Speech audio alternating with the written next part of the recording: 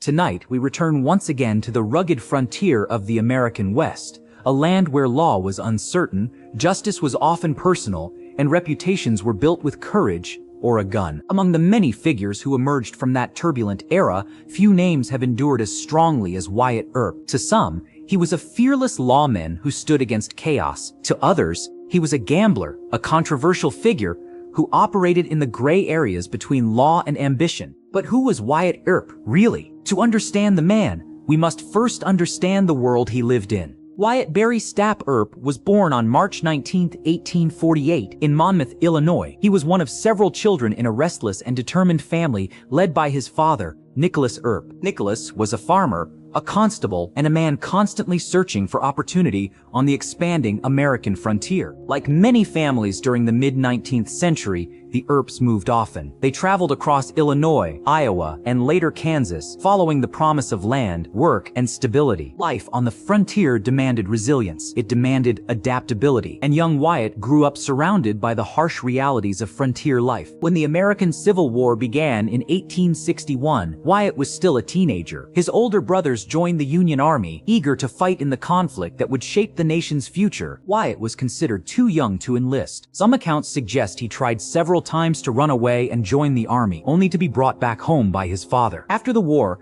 Wyatt began searching for opportunity across the expanding West. He worked many different jobs, hauling freight, driving stagecoaches, working on railroads, and occasionally serving as a lawman in small frontier towns. His early life was not the story of a famous lawman. In fact, it was filled with uncertainty, movement, and the constant search for work. But it was during these years that Wyatt developed the calm, controlled personality that would later define his reputation. During the early 1870s, Wyatt worked in law enforcement in towns such as Wichita and later Dodge City, Kansas. These were cattle towns, busy, chaotic places where thousands of cowboys arrived after long cattle drives from Texas. Gambling halls, saloons, and crowded streets made these towns lively but often dangerous. Maintaining order in such places was not easy. Wyatt Earp quickly gained a reputation as a man who remained calm under pressure. He was tall, broad-shouldered, and confident. Unlike the gunfighters portrayed in later films, Wyatt preferred intimidation and authority rather than violence whenever possible. Often, simply confronting troublemakers was enough to restore order. Yet Wyatt's life on the frontier was never simple. Like many men of the West, he also spent time gambling and working around saloons. The lines between lawman,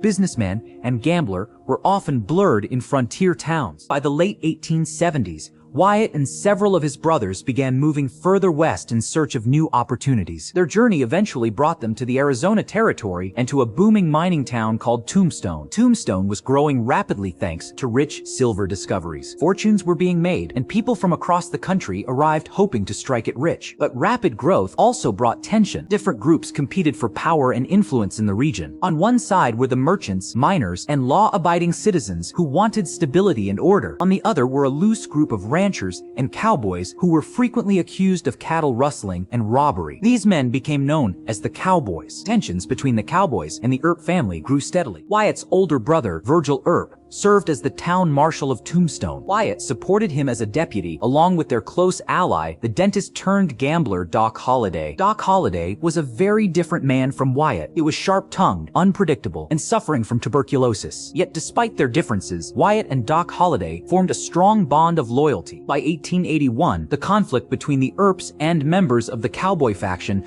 had grown increasingly tense. Accusations, arrests, and threats filled the streets of Tombstone. Everyone sensed that something serious was approaching. On October 26, 1881, those tensions finally exploded near a place that would become famous in American history, the OK Corral. The gunfight that followed lasted only about 30 seconds, but those 30 seconds would shape Wyatt Earp's legend forever. On one side stood Virgil Earp, Morgan Earp, Wyatt Earp, and Doc Holliday. On the other side stood Billy Clanton and the McClory brothers, men associated with the Cowboys. The confrontation escalated quickly. Gunshots rang out in the narrow space between buildings.